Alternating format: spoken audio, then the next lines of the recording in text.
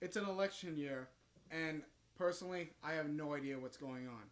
The reason why I don't know what's going on is because I don't necessarily care about the presidential election.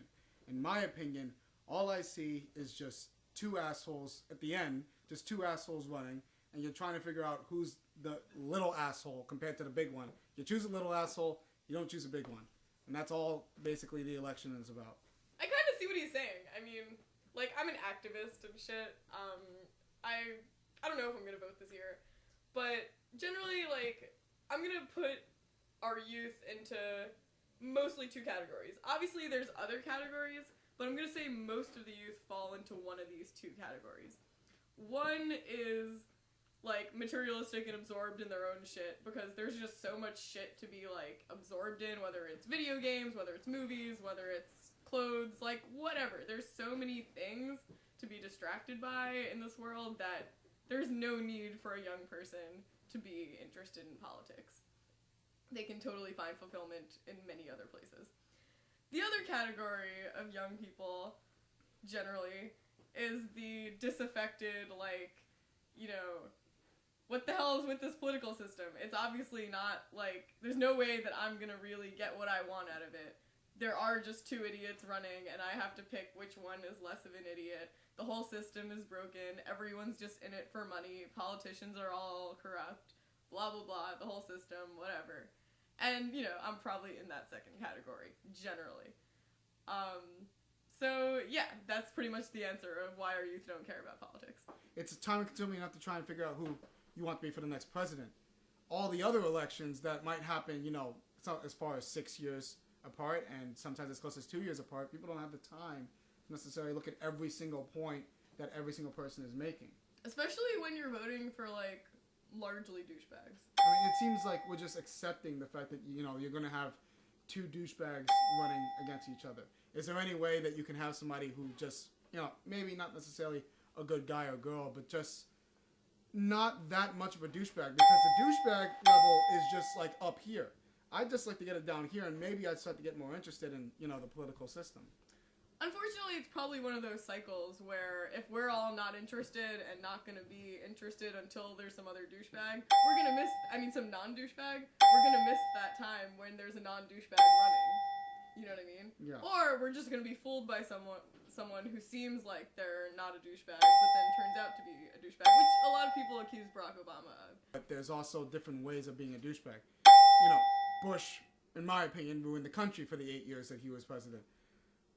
He learned a lot from his father, though. In terms of, like Clinton, he got impeached mainly because of, you know, cheating on his wife and lying to Congress about it. And for me, I mean, yes, cheating. You know, I'm not saying I'm for cheating, but that, you know, that's not exactly something that I look down upon, because frankly, there are so many people out there who don't have morals anyways. If I'm gonna start nitpicking on something like cheating, then I'm never gonna, you know, pick a leader anyways. Yeah, war is like kind of worse. Yeah, instead of cheating on your wife, who probably is a nut job anyways. Should we be more involved? I mean, can we say that? I mean, can we say that we can live without, you know, necessarily voting? I mean, you're talking about people generations ago who fought for our right to vote. You know, people who fought for your right to vote and people who fought for my right to vote. I'm half black, so I mean, even if it's, you know, even if you don't like who's running, and just like a tribute to your ancestors to vote for them. I mean, should we just do it for the sake of that? Is there any general reason why we should go out and be more aware of what's going on?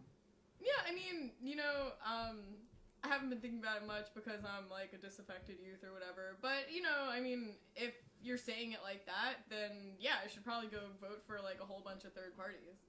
You know? I mean, because many of them are probably better candidates. I mean, not that I've done my research, but those would probably be the people who would be more deserving of my vote.